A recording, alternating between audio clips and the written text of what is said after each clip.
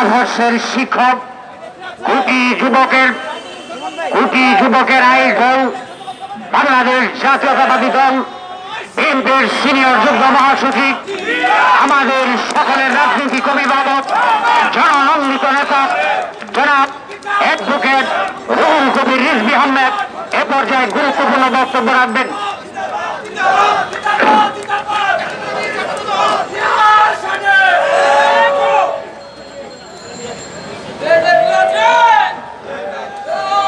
জিয়া প্রজন্ম দল আয়োজিত এই অবস্থান কর্মসূচির সভাপতি অ্যাডভোকেট মুন্নি, উপস্থিত আছেন আমাদের এই দুঃসময়, এই দুর্দিনের যারা সবসময়ের রাজপথের সারথি, মীর শরাফত আলী সপু, স্বেচ্ছাসেবক বিষয়ক সম্পাদক বিএনপির কেন্দ্রীয় নির্বাহী কমিটি, সহ প্রচার সম্পাদক কৃষিবিদ শামীমুর রহমান শামীম সহ ইতিমধ্যে অনেক কেন্দ্রীয় নেতৃবৃন্দ বক্তব্য রেখেছেন।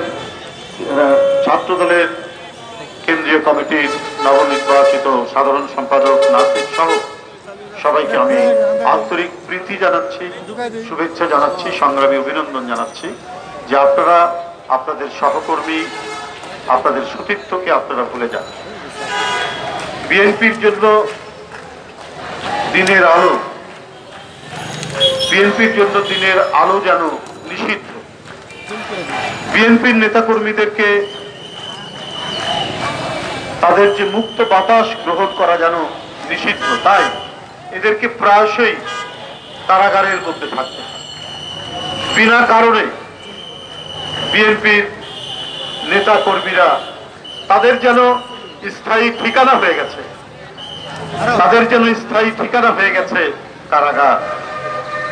বন্ধুরা, বিএনপির শীর্ষ নেতৃবৃন্দ সহ মহাসচিব, স্ট্যান্ডিং কমিটির মেম্বার, ভাইস চেয়ারম্যান, যুগ্ম মহাসচিব, নানা পর্যায়ের কেন্দ্রীয় নেতৃবৃন্দরা সহ আজকে দীর্ঘ 3.5 মাস 4 মাস কারাগারে থেকে তারা বেরোলেন। কিন্তু এই কারাগারে ঢোকানো, ধরে ফেলা, কারান্তরিত করার এই কর্মসূচি, শেখ হাসিনার কর্মসূচি যেন শেষ হচ্ছে।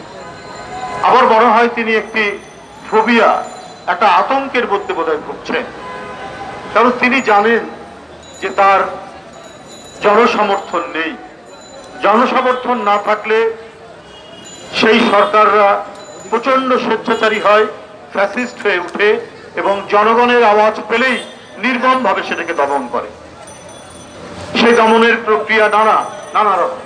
কারাগারের ভিতরে তাদেরকে বন্দী করে রাখা, আয়না ঘর তৈরি করা, রাস্তাঘাটে সন্ত্রাসী লেলিয়ে নেওয়া, অথবা আইন শৃঙ্খলা বাহিনী কর্তৃক ব্যাপকভাবে বেধড়ক মারপিট করা, এটাই চলে।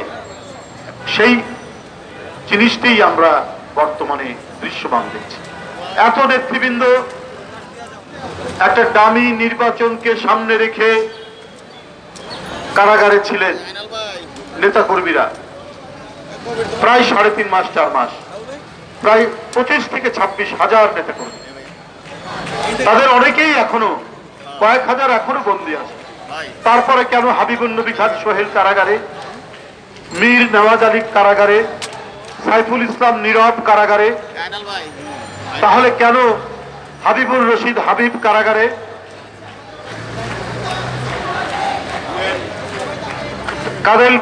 আব্দুল কাদের ভূঁইয়া জুয়েল ছাত্র দলের সাবেক সভাপতি সহ স্বেচ্ছাসেবক সম্পাদক, সে কেন কারাগারে, খায়রুল কবির খোকন সাবেক ডাকসুর জিএস সংগ্রামী নেতা, যুগ্ম মহাসচিব, সে কেন কারাগারে?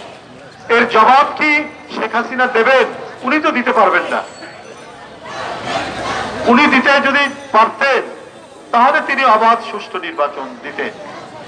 কারণ জবাব একটা উনার মনের মধ্যেই আছে, আমাকে যেন তেন প্রকারে টিকে থাকতে হবে, আমাকে টিকে থাকতে হবে।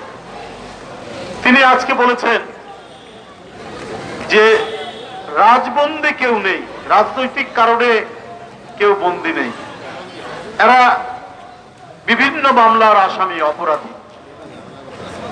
তো রাজবন্দী বলে কোনো আইনি ভাষা আইন গ্রন্থে লেখা নাই। আমিও আইনে পড়াশোনা করেছি, কোথাও আইনে লেখা নাই। প্রধানমন্ত্রী রাজবন্দী নামে কোন শব্দ কি আইন গ্রন্থে লেখা আছে? রাজনৈতিক কারণে কেউ বন্দী, ওখানে বিভিন্ন মামলা দিয়ে ঢোকানো হয়। এই রীতি ব্রিটিশ আমল থেকে। আপনার বাবা অনেকবার জেলে গেছেন পাকিস্তান আমলে, সেখানেও কিন্তু রাজনৈতিক কারণে জেলে গেছেন এ কথা লেখা নাই। আব্দুল কাদের গাফফার চৌধুরী কলামিস্ট, লেখক, সাহিত্যিক এবং আপনাদের ঘরানার আওয়ামী সমর্থক একজন বুদ্ধিজীবী। তার একটাই লেখা পড়েছি যে মরহুম শেখ মুজিবুর রহমান সাহেবের নামে 17টা দুর্নীতির মামলা দিয়েছিল আইয়ুব খান। কিন্তু সারা দেশের মানুষ মনে করত উনি সহ আরে অনেক যেসব রাজনীতিবিদদেরকে বিভিন্ন মামলায় কারাগারে ঢোকানো হয় বিভিন্ন নামে, বিভিন্ন মামলা দিয়ে, মানুষ তাই মনে করত যারা রাজবন্দী। এইরকম উপমহাদেশে অনেকেই কারাগারে গেছেন ব্রিটিশ আমলে, তাদের নামেও বিভিন্ন মামলা দিয়ে তাদেরকে কারাগারে নেওয়া হয়েছে, তাদের উপরে বিচার করা হয়েছে। জওহরলাল নেহরু, মহাত্মা গান্ধী, মৌলানা মোহাম্মদ আলী, মৌলানা শওকত আলী, কত নেতৃবৃন্দ। কোথাও কিন্তু রাজনৈতিক কারণ লেখা থাকে না। যারা কায়েমি শাসক গোষ্ঠী তারা বিভিন্ন ধরনের অপরাধ দিয়ে সেখানে তাদের নাম দেয়। আপনি বলছেন যারা বিভিন্ন মামলার আসামি, এটা তো আপনি বলছেন। গোটা জাতি মনে করে যে আপনি ষড়যন্ত্র করে আন্দোলনকারী, গণতন্ত্রকারী, সত্য কথা যারা বলে, যারা গণতন্ত্রের পক্ষে সোচ্চার, তাদের বিরুদ্ধে বিভিন্ন নাশকতার মামলা, মিথ্যা মামলা দিয়ে আপনি তাদেরকে কারাগারে পুরে রেখেছেন। এর প্রমাণ আছে, আপনি নিজেই দিয়েছেন তার প্রমাণ। আপনি যে মামলা দেন, আপনি যে জেলখানায় আটক করে রাখেন, আপনার বড় নয় প্রধানমন্ত্রী, আপনি লন্ডনে যখন জনগণের বাংলাদেশিদের বিক্ষোভের মুখে আপনি কি বলেছিলেন সাংবাদিকদেরকে? যে তারেককে চুপ থাকতে বলো, বাড়াবাড়ি করতে নিষেধ করো, তাহলে যদি তা না করে তার মা জেলখানা থেকে বের হবে না। আপনার এই কথাটাই তো প্রমাণ করে যে আপনি বিএনপির নেতা কর্মী, একবার দেশনেত্রী বেগম খালেদা জিয়া, দেশনায়ক তারেক রহমান থেকে তৃণমূলের একজন কর্মী, সবগুলোই আপনার নির্দেশে, আপনার কথায় আপনার তাদেরকে জেলে পোড়া, তাদের নামে মিথ্যা মামলা দেওয়া, তাদের নামে সাজা দেওয়া, এটা প্রমাণিত। গণমাধ্যমে 2-1 দিন আগে এসছে ক্ষমতা ঘনিষ্ঠ একজন ব্যক্তি 14টি হত্যা মামলার আসামি, তার 5 বছরের সাজা হয়েছে। কারণ তিনি সরকারের ঘনিষ্ঠ। ওদের অপরাধী, ওদের সিন্ডিকেট বাজ, ওদের মাফিয়া চক্র, ওদের গুন্ডাতন্ত্র, এদের প্রত্যেকের 7 খুন মাপ। আপনি নাশকতার কথা বলেন, প্রধানমন্ত্রী বিএনপি তখন ক্ষমতায়, আগের শেরাটন বর্তমান হোটেল ইন্টারকন্টিনেন্টাল, এখানে বাসে আগুন লাগিয়ে যারা পুড়ালো, আপনি ক্ষমতায় এসে তাদের নাম প্রত্যাহার করে নিয়েছেন। আপনার যে 14টা মামলা দিয়েছিল, আপনার নেতারা বলেছিলেন রাজনৈতিক কারণে, 15টা, অধিকাংশই দুর্নীতির মামলা, 15টি মামলা দিয়েছিল। তাহলে আপনি যদি বলেন বিএনপির নেতাকর্মী, গণতন্ত্রকামী নেতাকর্মী এরা হচ্ছে অপরাধের কারণে জেলে নেওয়া হয়েছে, তাহলে ওগুলো কি আপনার নামে যে 15টি মামলা ছিল, সেই 15টি মামলা কি রাজনৈতিক কারণে লেখা ছিল? দুর্নীতির মামলা। আপনি ক্ষমতার জোরে আপনি বাতাসে ওইটা উড়িয়ে দিয়েছেন। কিন্তু প্রধানমন্ত্রী, আপনাকে বলে রাখি, প্রত্যেকটারই রেকর্ড আছে, এই রেকর্ড মুছে ফেলতে পারবে না। আপনি যদি আপনার প্রতিহিংসা পূরণে বিএনপির নেতা কর্মীকে জেল দেন, কারাগারে রাখেন, এই রেকর্ড বের করে আপনার পতনের সাথে সাথে যারা গোটা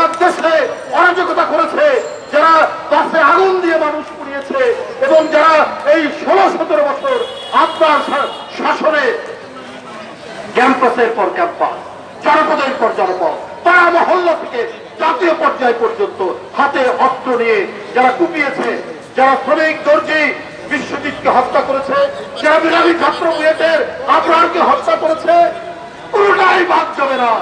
এটা দিনের দুপুরে সূর্যের আলোর মতো আপনার লোকেরা, আপনার সোনার ছেলেরা, আপনার ছাত্রলীগ যুবলীগের সোনার ছেলেরা, এখন মানুষ বলে ওরা আর সোনার ছেলে নেই, ওরা এখন হীরের ছেলে হয়ে গেছে, ওরা হীরার ছেলে হয়ে গেছে। কারণ ওরা যত অপরাধ করে ওদের দাম তত বাড়ে, ওদের দাম তত বাড়ে। গোটা বুয়েটের সাধারণ ছাত্ররা ওরা বলছে এই ঘৃণ্য ছাত্র রাজনীতির নির্মম শিকার হচ্ছে আমরা। তারপরে ছাত্রলীগ শার্টের বোতাম খুলে মাস্তানের মতো তারা বুয়েটের মধ্যে ঢুকেছে ছাত্রলীগের রাজনীতি, ছাত্র রাজনীতির কথা। তো আপনি মনে করছেন যে মানুষ কি এগুলো মনে রাখছে না? মানুষ এগুলো ঠিকই মনে রাখছে। আপনার প্রতিটি পদক্ষেপ প্রত্যেকটা মনে রাখছে। আর আপনি যে কথাগুলো বলেন মানুষ এইটা বিশ্বাস করে।